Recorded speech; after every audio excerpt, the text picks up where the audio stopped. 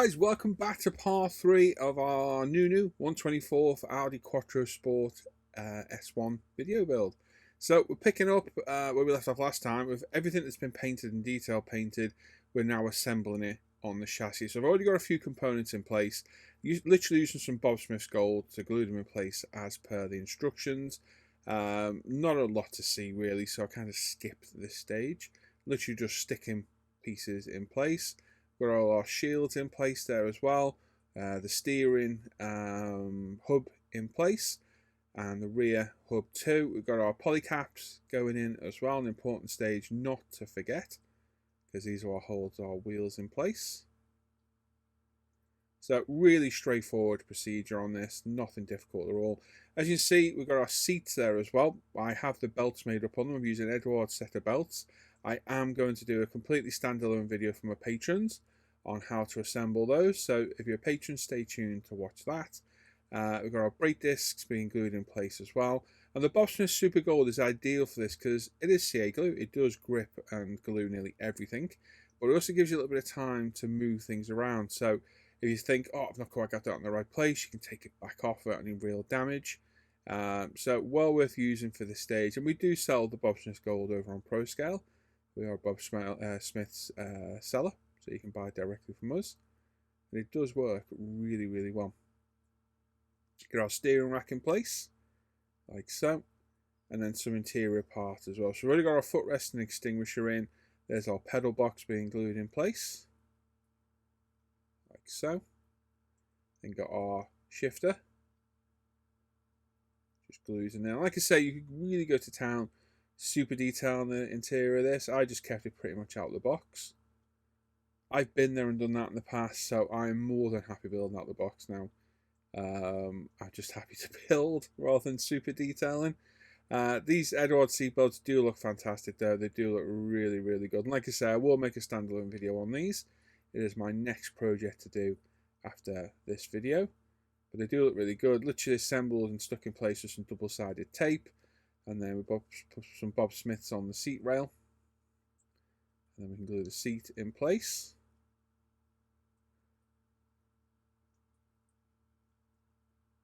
Like so.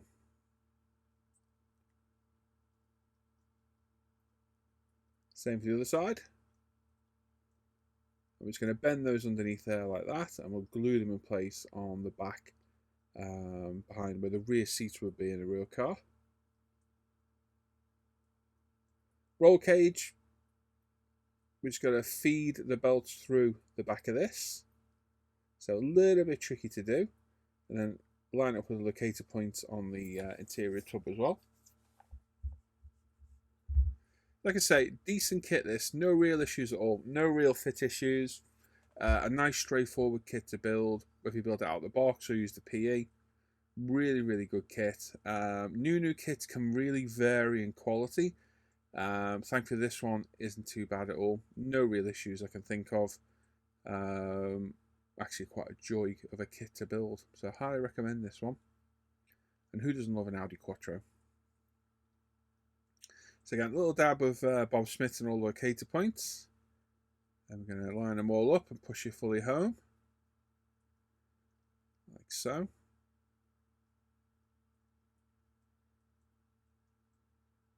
There we go. Dashboard as well, just a quick test fit of the dashboard to make sure it goes in place.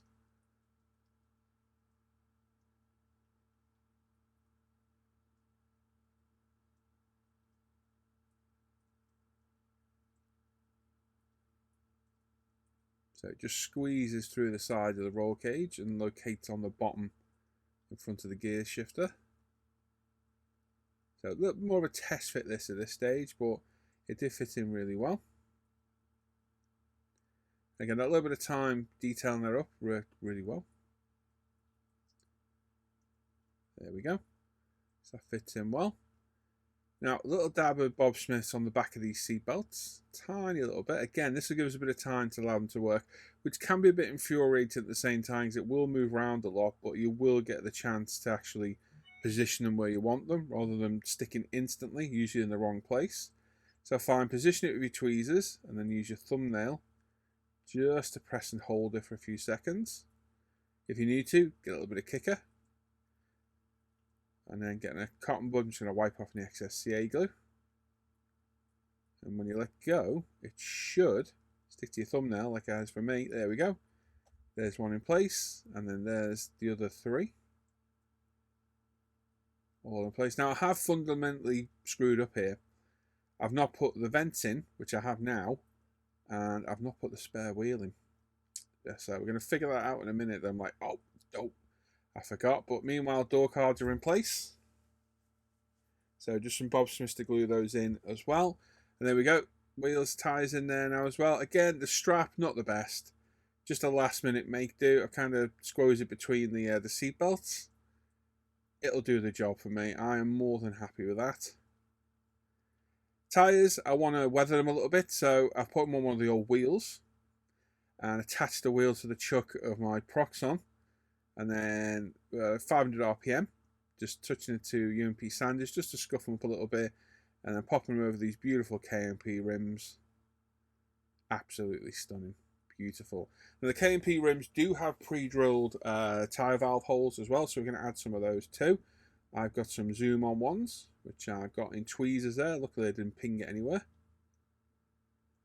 So a little dab of Bob Smiths, and we can get that in place. Now they are steel, so they'll need painting up later on. Like I say, pre-drilled holes, so I think it's worth adding them again. There we go. So take your time here, don't let the tweezers ping anything off.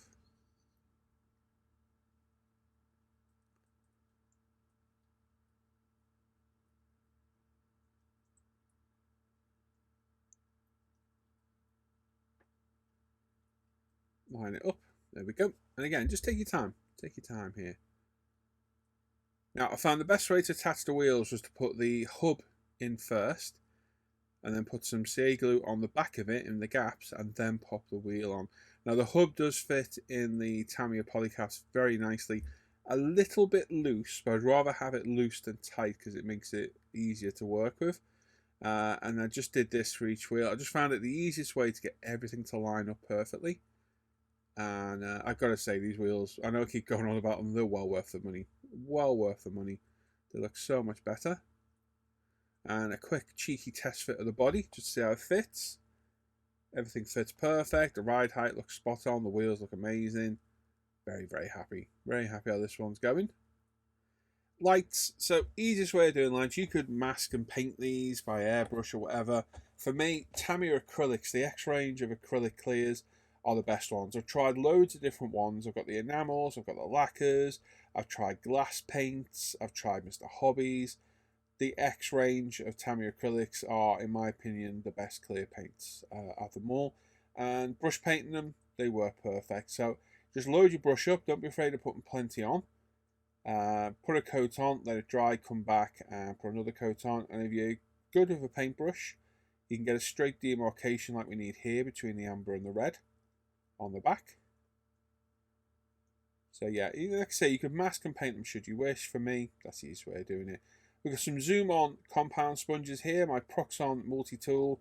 We've got some Trizic 3M 6 and 8000 pads, some washing up liquid, some water, some Menzena compounds, some autoglym polish, and we're going to go around and we're going to flat all the bodywork. And again, this is another standalone video I'm going to make, so I don't need to keep showing this stage and over again. Now, I have been lately just showing a bit of each section rather than going on and over it. So I will make a standalone video of this as well for patrons going down the line too. So just a quick feel over, having a look. Yeah, we look all right.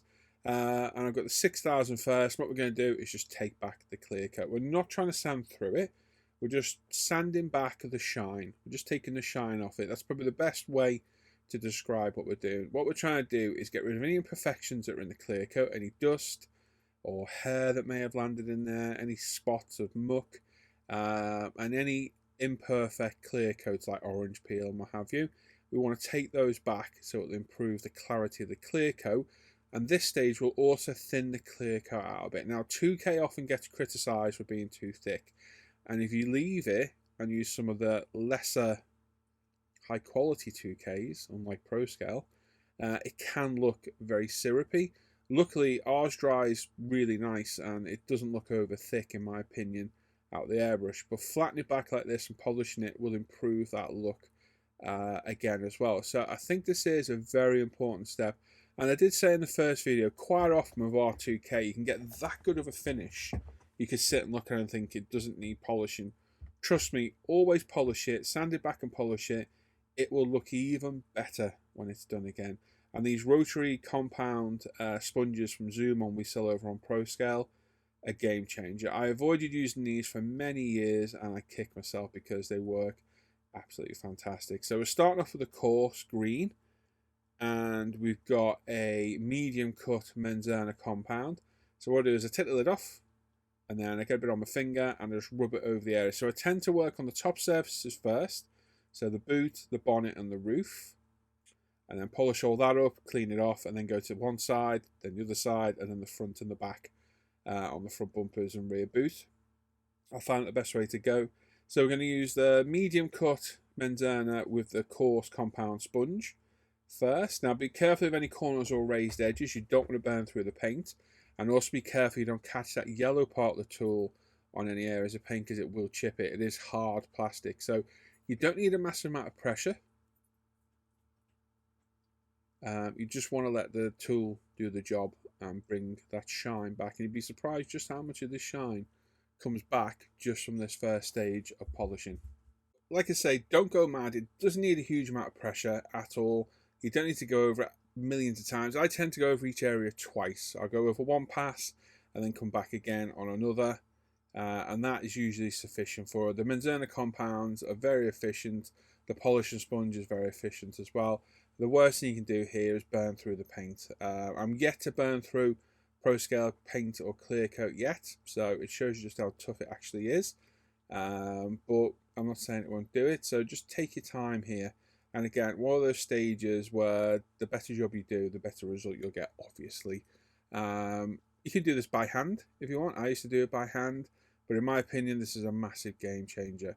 So with a nice clean bit of microfiber cloth, we're going to rub off all the compound. And just the shine off this, you can see my work studio lights there. Absolutely amazing, just from the coarse compound alone. Works fantastic. So we're going to repeat this process with the finer cut of Menzerna with the medium polishing sponge, and then use the fine polishing sponge with the Autoglym Super Resin polish as well. So this is the finer cut Menzerna. Going to do exactly the same again. Just go over all the body and then go through it with the medium compound sponge, and again work on each section separately. This one's grey, so you can differentiate the colour, and weirdly this one feels more abrasive than the first one. It's very odd. I don't know the reason behind that, but it is. And obviously be aware with each softer compound sponge, it does get softer and compresses quicker, so just be careful when you're applying pressure that you're not going too heavy on it. You just want to apply enough pressure that it conforms. You see the way there, I'm just easing off and the sponge comes back. You just want enough so it compresses without pressing down on it really hard. That is my best advice for using these. It's super easy to use. You'll get multiple cars out of them. And the Zoom On compounds are much better quality than other ones you can get elsewhere. These just seem to last a lot longer. The cheaper ones, the Velcro doesn't last. And I've literally flung the polish sponges across the room before now because they just won't grip to the Velcro anymore. So yeah, well worth looking at. Like I say, we sell them on our site. Go to ProScale Paints UK and have a look and pick yourself up a set. And the Menzerna compounds you can get over on Amazon. So like I say, take your time here and you will see the results with each stage as you go through.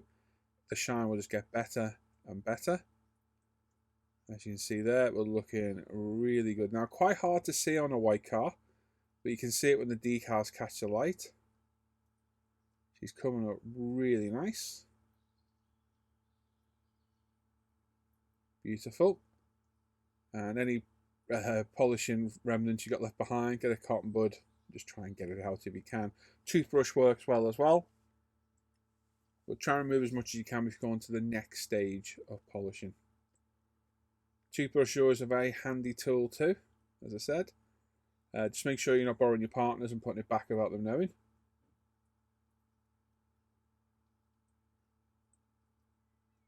And there we go. So I tend to do this at the end of that polishing stage because you drag and polish out and it will polish the body again a little bit, and then get your cloth and just give it a wipe over again. Once we're done polishing the whole lot, we'll go through with our airbrush with some water in to jet wash any remnants out. Now the final stage is the Autogum Super Resin, and exactly the same process on with our finger. This is just a final polish, very, very fine. This is iconic stuff. We'll probably all use this on our full-size cars. I just think it gives a really nice final shine over the end of the body. And we've got the very, very soft final sponge now as well, which is very, very soft. So be very aware just how soft this is. It needs the lightest touch over the body, and you don't need to go over the Autoglym a lot. It's very, very efficient stuff. And this is what will give us our beautiful high shine finish at the end. And again, nice microfiber cloth. So these are microfiber cloths off Amazon. They're just cut into smaller pieces. Super fine material, almost like a glasses cleaning cloth. And they work absolutely fantastic on the polished areas. I'm just looking on Facebook at something. There we go. With all the polish wiped off, we've now got our airbrush. This is a cheap, is it Galleria? I can't remember the airbrush now. Really cheap, nasty airbrush off Amazon. Cost me like £12. And I just use it for water, for jet washing the panel lines out. So load it with fresh water and make sure it is water. You're not picking up lacquer thinner. I'm just going to go around and literally use it as a pressure washer to jet wash all the polish remnants out the panel lines. So it's a case of working your way around. You might find you need a brush with some stubborn areas. One thing I am happy to report, that decal there, where I'm just spraying now, where I touched it up with our colour match paint, you can't even see it. Absolutely perfect match. Really happy with that. But overall, polishing's gone really well. The clear coat looks phenomenal. This is really turning out to be an absolutely beautiful build. So just take your time, work your way around, and then we'll dry it all off. You can also use the airbrush to blast off any excess water at the end to help dry it. And then we'll give it a final polish up with a nice glasses cleaning cloth. Now the front grille, we're going to assemble our headlight. So we've got the pre-chrome bits just here. So just turn it around the right way. We left these kit chrome because they're perfect as light reflectors. So a little bit of Bob Smith's in place. Turn it around to the other side too.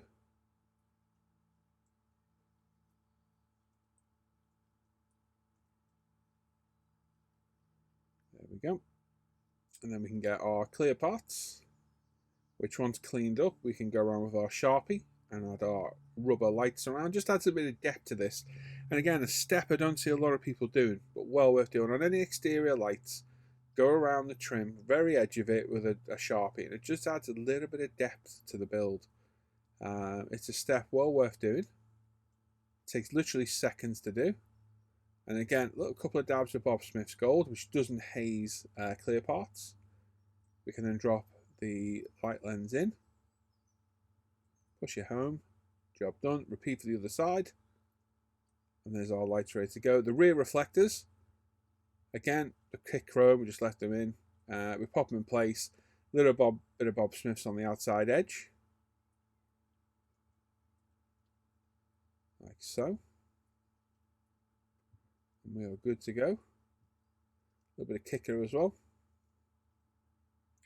And a micro brush. See, I'm well prepped here, well prepared.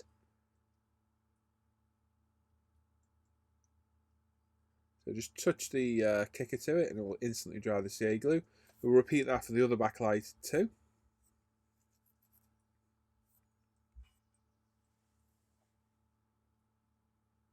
There we go, there's our rear reflectors in place. Then we start getting some more grills in. Now this grill, massively oversized. They could have just done this in 2 small sections, but hey, who am I to complain? So Bob Smith's in an inconspicuous area. Line it up. There is a little locating points under the underneath. Push it down with your tweezers. Might need a bit of kicker again, so we're going to get a dab of kicker on our micro brush. And just touch, touch. Don't let it stick or the brush will stick to it. Trust me, been there, done it a million times. As I just did there. A little tip as well, if you can't get in there with the brush, just hover the brush over the top and very lightly blow on it, and quite often the fumes will be enough to dry the CA glue. Little tip there. Same on the front, we've got another little grill there as well. Now, without the detailed upset, this is like hard plastic and it looks terrible. So my next suggestion would be is use some of the cloth. Actually, do you know what? It might actually come with the cloth material in this. I think it does actually, thinking back, my bad. It does come with the mesh that you cut out yourself, like the plastic style mesh. So that doesn't look too bad. It's better than having a hard plastic piece. So we've got a grill in the center as well. We painted the inside of this black earlier on too. So we've got several grills here. And again, just take your time. A little bit of Bob Smiths. You don't need a lot of Bob Smiths at all to hold these parts.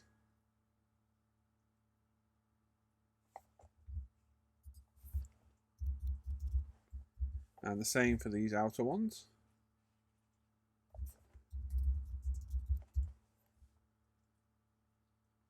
So we pre-painted these all earlier. If you remember, we primed them and painted them earlier on. Just very lightly manipulate them in place. And then our front indicators, again, we go around it with the Sharpie. So what I tend to do, if they're still on the sprue, I'll go around wherever's exposed on the sprue, then cut it off, clean it up, and then do the small piece later on. It just makes it easier to handle. But trust me, this stage, well worth doing. It's a Sharpie pen. You can pick them up for like £1. It takes seconds to do, and just small things like this just add depth to a build. It just adds a little bit of focal point interest. And the beauty of 2K, we don't need any glue on this. So literally the friction fit in place. Get it in. Use the old fingernail to pop it in place.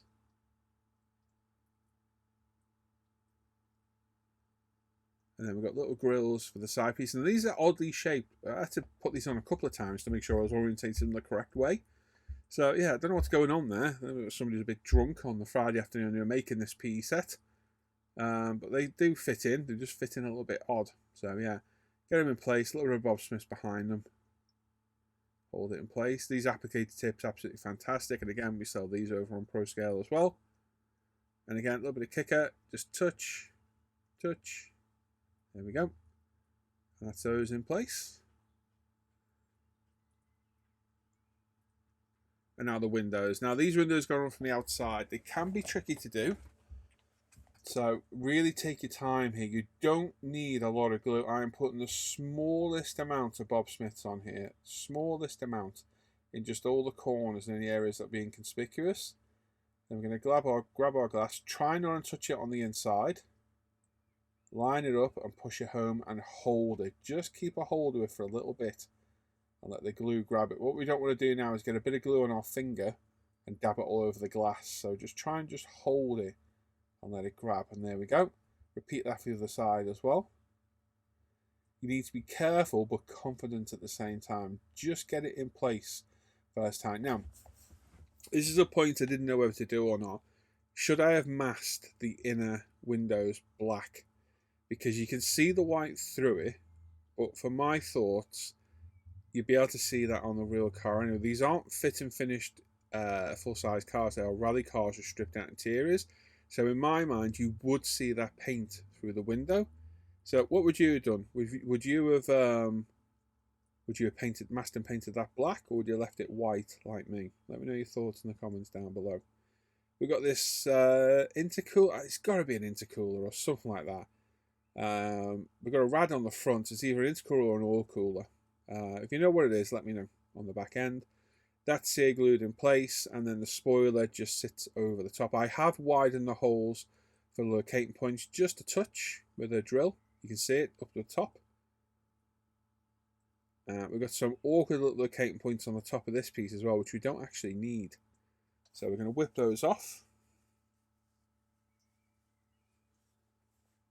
Then we're going to put a little bit of Bob Smiths just in the hole. Again, you don't need a huge amount of glue. I see a lot of people using so much glue as well. Because you see it all splurged out the side of the part. And you need very, very little CA glue to hold these pieces in place. Literally the smallest amount will hold these parts. Less is more. And there we go, just line that up. You can see we've got our rear lights glued in place now as well. Door handles, again, just a tiny bit of CA glue. I've test fitted every single part before I committed to glue. So again, we just have to widen the holes for the locator points on these two. And if you get any excess CA glue on your body, with the Bob Smith CA glue debonder over 2K, I can only comment on Pro Scale 2K, will remove CA glue marks. So if you get a little bit of debonder on a cotton bud, just very gently rub it over. It will take the CA glue off and not leave any damage behind. The other side as well, for the other handle, make sure you got your handles orientated the correct way. Look at your instructions, look at real life references of the car. And then for our air jack hose, I think it's an air jack hose on these, isn't it? We've got the turned metal piece that comes with a detail upset, just to pop in. There we go. And then we're going to widen the holes for the window wipers as well. And like I say, I did try and assemble the photo etch ones that came with the kit. No chance. They were having none of it. The steel PE, small part, it was a nightmare. And I'll be honest, these plastic ones, they don't look too bad at all. They're not overly scaled, I don't think. They look okay. So painted in semi-gloss black and set in place, they look fine to me. They look more than adequate. And then we can finally mate our body to our chassis. So there's a locating point at the back, and then two locating points at the front. Probably one of the easiest fitting chassis I've ever done. Just line the back up, pop it in, push the front down with a little bit of pressure, and then locate it, job done. There we go. Look at that bad boy. Looking really, really nice. Very happy how that's going. Stance is good, the wheels look phenomenal, paintwork absolutely beautiful. Very happy with this one. So we've got our tow hooks now, a little bit of CA glue, and they're just located in place as per the instructions. Same on the back.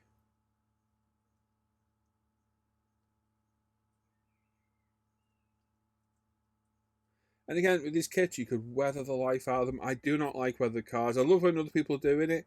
It's just not my cup of tea. Not my cup of tea. We've got the rear boot lid. What would these be called? Restrainment pins? Locking pins? I don't know what you call these. Basically hold the boot lid down, don't they? So again, these were plastic in the kit, replaced by photo etch. So some careful positioning. We'll give these a black wash later on to take some of the starkness away of the bare metal. And then our body pins. I didn't use the Nunu ones. I used some scale production ones because I could not bend the steel ones from Nunu. They were impossible. So I used the much easier to manipulate scale production ones.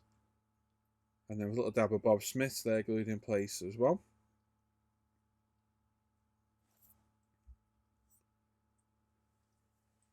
Tyre valves, a little bit of Vallejo Air model colour black, not Vallejo Air, Vallejo model colour black, sorry.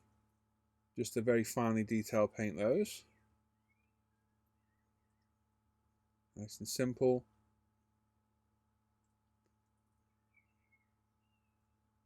And then we've got the metal windscreen bracket here as well. So this is photo etch. So a little dab of glue just locks these in place. So top and bottom on the front.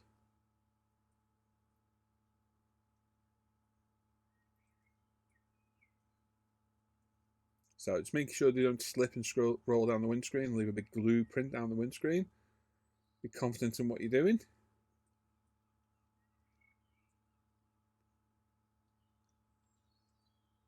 Especially when it sticks to your finger.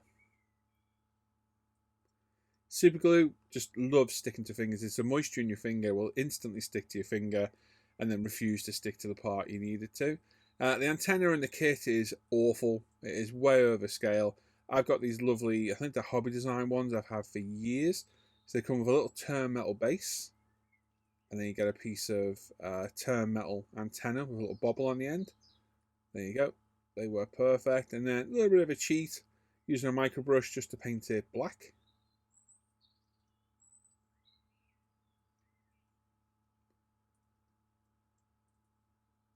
much more in scale than the kit one. And then that's it. We are all done. The final stage of the build is a quick go over with the UMP spray shine. So a nice clean glasses cleaning cloth. A couple of sprays of the shine spray. I'm just going to wipe it all over. This isn't abrasive, it just needs to wipe over, haze up. It's basically a spray wax. Just get it all over all the painted surfaces. Now I did find it easy to take the antenna off, which I think I'll do in a second.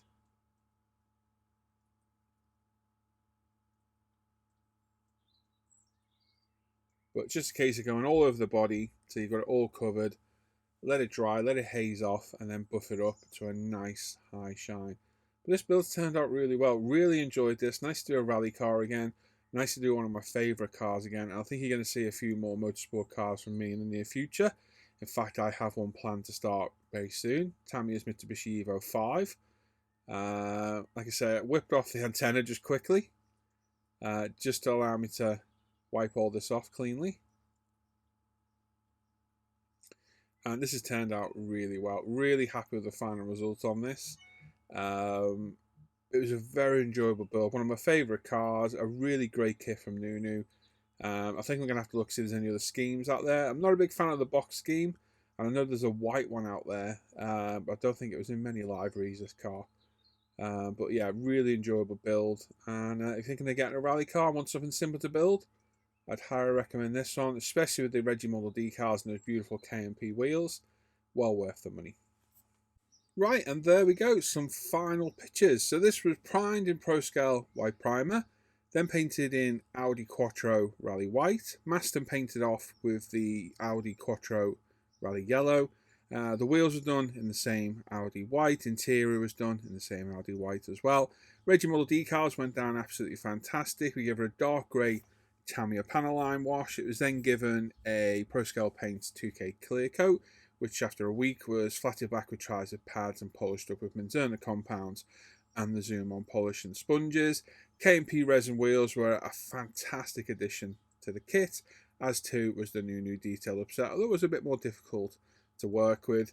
The exterior black was Tamiya LP5, and we added some Edward seat belts to the interior. Really happy with this build. Like I said several times, it's one of my favourite rally cars.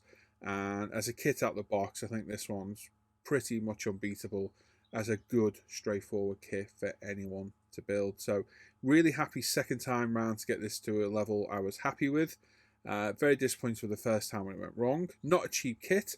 You're looking about £70–80 worth altogether with all the extras I've had. In fact, it's probably more than that. So happy to get it right second time round. So there we go. Let's go back to me for some final thoughts. So there we go, all done. Very happy how this has turned out. Much better result than the first time. I think I've got better paint, better clear coat. The decals have gone down better, they've not cracked.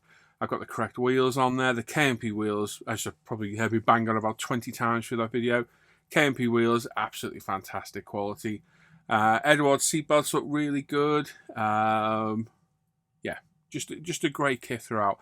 As I've said before, if you want a plastic kit of a rally car to build, there's no drama, this is the one for you. Really nice, simple build. With or without the detail upset, it'll build up really well.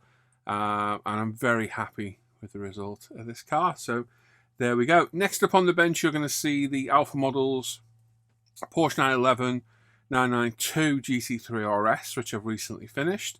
I've got a Camaro Z28, Baldwin Motion on the go as well. And I'm about to start Tamiya's 124 Mitsubishi Evolution 5 as well.